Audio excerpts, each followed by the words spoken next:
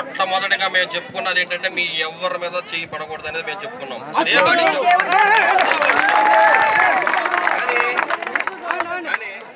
ఈ రోజు వరకు మేము ఏ రకంగా మీరు సహకరించామో అది మర్చిపోయి మీరు ముందుకు రావడం జరిగింది.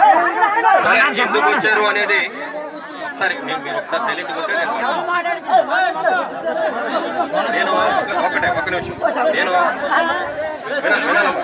ఒకసారి ఒక్క 2 నిమిషాలు.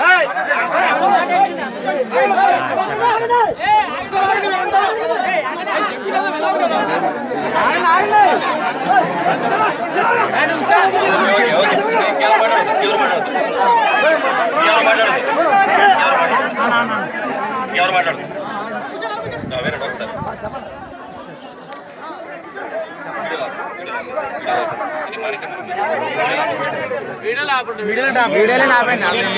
తింటామో ఏదో రకంగా చెదరగొట్టచ్చు, అది కాదు ఉద్దేశం కాదు. మీరు ఏదైతే మీరు దేని కోసం మీరు పోరాడుతున్నారో దానికి మేము సహకరించాలని అనుకున్నాం. కానీ మీరు దాన్ని మించి మీరు ముందుకు వచ్చినప్పుడు మా ప్రయత్నం మేము ఆపడానికి మా స్థాయి శక్తులు మేము ప్రయత్నం చేస్తాం.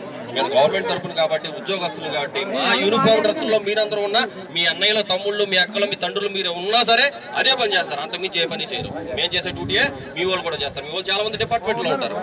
కానీ మన ఆస్తుల ధ్వంసం అనేది అక్కడ వరకు మన రాకూడదు.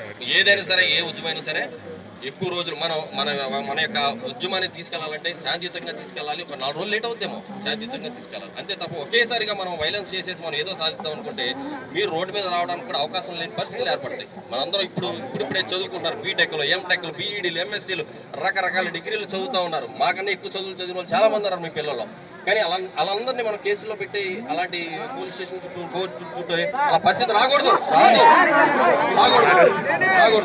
కానీ మీరు ఏదైతే చేస్తున్నారో మీ బాధది, మీ సంబంధించిన, మీ గ్రామాలకు సంబంధించిన బాధ.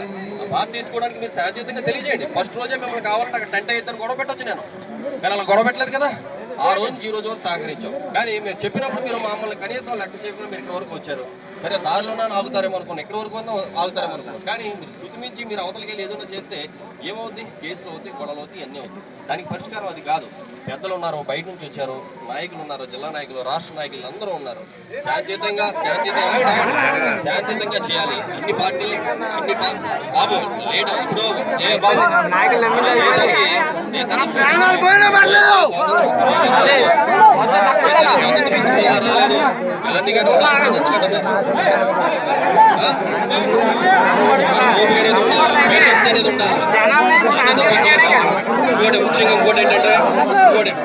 ఇంకోటి ఏంటంటే ఎవరైతే మా దగ్గర కష్టపడుతున్నారో వాళ్ళు ఇక్కడ కోరుకు జరిగినాయి కాబట్టి మా అధికారులు మేము చెప్పాలి కాబట్టి వాళ్ళు మళ్ళీ మేమే రిలీజ్ చేస్తాం.